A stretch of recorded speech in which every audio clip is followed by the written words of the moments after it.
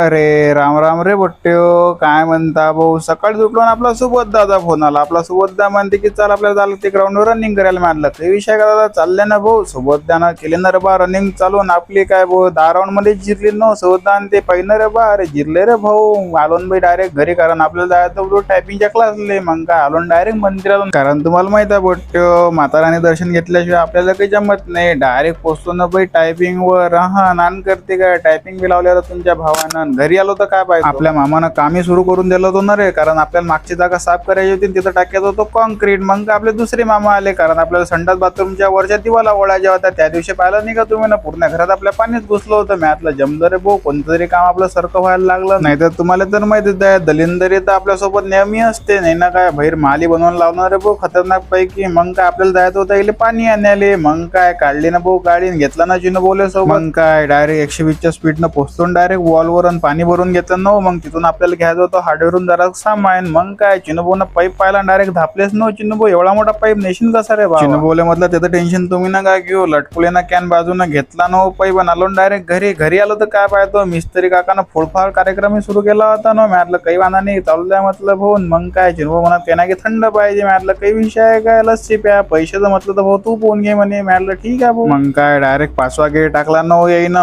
रपारप काम सुरू करून घेतलं ना. चला मग पट्ट आजच्या एवढंच, भेटू आपण उद्या. तिथपर्यंत जय माता राणी.